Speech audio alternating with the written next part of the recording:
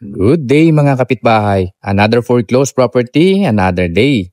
Sa mga naghahanap ng foreclosed property, house and lot dito sa Sierra Nevada in General Trias, Cavite, meron tayo dito ang isang available foreclosed property ng BDO. Itong sa harapan ko, house and lot ito na malaki. At bidding ito on August 11, Monday. Ang starting bid price natin dito is 5.6 million pesos lang. Wow, napakamura po nito dahil ang lot area natin dito is 259 square meter and the floor area of 181 square meter.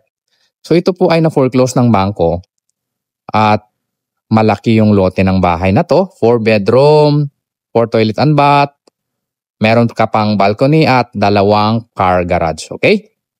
So ang property line natin ay magmumula po yan dyan sa poste hanggang dito naman po. Yan sa firewall. Ang bahay na ito ay as is where is. Pagagandahin nyo na lang. Meron na itong fence and gate, no? Pasukin na natin yung unit. So ang gate natin medyo kinalawang na. Palitan nyo na lang kung gusto nyo. Pero matibay pa yung gate na to. Repaint na lang, no? Kung gusto ninyo siyang baguhin. So pagpasok natin sa gate, maluwag po yung inyong bakuran. Ang laki nito. So kung kayo po ay mahilig mag-swimming o may anak kayong mahilig mag-swimming, pwede nyo siyang gawa ng swimming pool dito kasi malaki po ang lote na to. Okay? Hindi kayo magsisisi dito. Silipin natin yung side na to, no, para makita naman ninyo. So itong part na to, hanggang dito pa yung inyong property line. Malaki pa ito. Pwede kayong mamili kung saan nyo ilalagay yung inyong swimming pool. Pwedeng dito or pwede rin dito. Kung ako yung tatanungin, kung halimbawa mag-invest kayo sa property na to, pwede nyo gawing resort ito. Kung halimbawa investment nyo or primary home, pwede nyo gawing Airbnb din o resort, okay? Kasi malaki yung lote. Paggawa nyo ng swimming pool, dito or dyan. So, dito tayo dadaan sa garage. Ikutin natin yung bahay. Medyo malaki ito. Kaya medyo mahaba yung video natin. Ang ating car garage, kasyang-kasya dito ang 2 sasakyan. Pwedeng van or SUV dito. Yan, maluwag. Malaki po ang ating car garage. Diba? Pwedeng van, SUV, pickup, kasyang-kasya dito.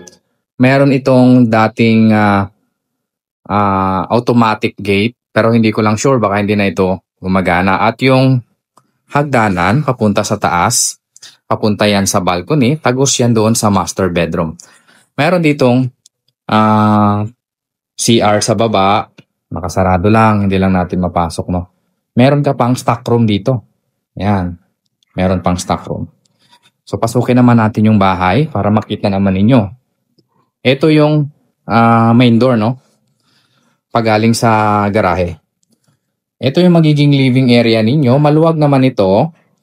Ang ating tiles dito is 30 by 30 ceramic tiles. Yan, maliliit siya pero matitibay yan. Wala tayong kapak yan, no? Ipakita ko sa inyo yung mga ceiling natin. So medyo luma na. Repaint lang ito. Since foreclosed property, second hand, kayo na yung bahalang magpaganda, no? Kasi may kalumaan na yung bahay. Pero mura na ito sa presyo niya na 5.6 million pesos. Napakalapit lang natin sa Vista Mall General Trias, 5 minutes lang. At malapit tayo sa lahat. Pag natapos na yung Calax, pag pumunta kayo sa Manila, napakalapit na lang ng biyahe ninyo. Dito naman ang area ng dining ninyo. Malaki ito, yung dining area. Dito sa side na to, meron tayong toilet and bath, no? So, ganito yung itsura. May shower area dyan, malaki pa. Medyo wala lang siyang ceiling. So, kayo na yung bahalang magpapaganda at walang kuryente dito. By the way, meron tayong caretaker dito kaya nababantayan yung property, no? Ito yung area na pwede nyong ilagay yung inyong mga grocery. Kasi kusina na ito. So, kung ako yung tatanungin, papalitan nyo na lang yung kitchen countertop ninyo kasi medyo luma na. Dito naman yung dirty kitchen. Naka-L-type siya. So, medyo luma lang yung mga fixtures, no? Pero panalo kayo dito. Gaya ng sinabi ko, pwede nyong gawing investment to, pwede nyong gawing resort, no? pag binili nyo yung property na ito, pwede nyo gawing resort, Airbnb, or palagyan nyo ng swimming pool. Whatever is your plan to do, okay? So, akitin na natin ang second floor para makita naman ninyo. Ang hagdanan natin dito, kahoy. Kung hindi ako nagkamali, nara itong nilagay kasi solid wood siya. Di ba? So, pag akyat naman natin dito sa second floor, ganito yung itsura. Meron ka pang space dito. Pwede mo pa siyang gawing mini sala, no? Kasi ito yung welcoming pag akyat mo ng second floor. Meron tayo ditong 4 bedroom. Ayan, so bedroom number 1. Ito siya, kung 3 anak nyo, tag-iisa sila. O di kaya pag marami kayong kamag-anak, family member, pwede nyo rin gawing guest room to. Meron siyang butas para sa window type na aircon. Bedroom number 2. So malaki naman. Medyo luma lang yung mga pintura. Kayo na yung magpapaganda, no? Meron na siyang cabinet. Medyo luma na rin. Repaint, repair. Okay? Mataas yung ceiling nito sa second floor. So hindi kayo mabibitin or hindi siya mainit kasi mataas ang ceiling. Ito yung bedroom number 3. Medyo malaki ito sa 2 bedroom doon na pinakita ko. Meron din siyang cabinet, no? Yan. Taas ang ceiling. Ito ang butas para sa window type na aircon.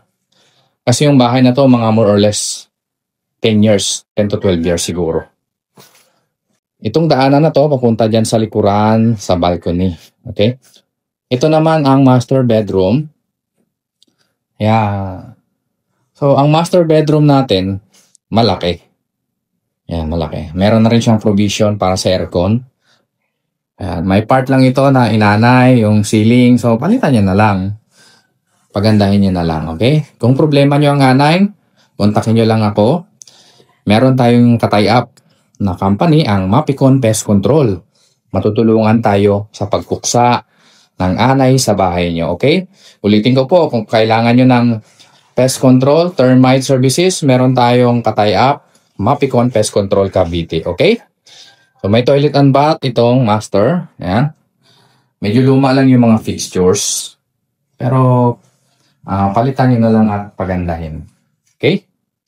So yung pintuan palabas ng balcony dito po yan sa master. Doon. Silipin lang natin itong likod. Ayan o yung likod. Ang laki ng space dito sa likod. Single detached na yung bahay na ito. Wow, di ba? So pwede kayong mag-gather dito kapag may okasyon kayo. Yun nga, gaya ng sinabi ko, pwede nyo rin gawing resort ito or Airbnb. Kasi malapit lang itong Gentry. Marami pong gustong mag-staycation sa lugar na ito. Diba? Malapit lang din kayo sa mga palengke at saka sa Vista Mall General Trias. Papunta tayo dito sa balcony, sa harapan. Ito naman yung itsura.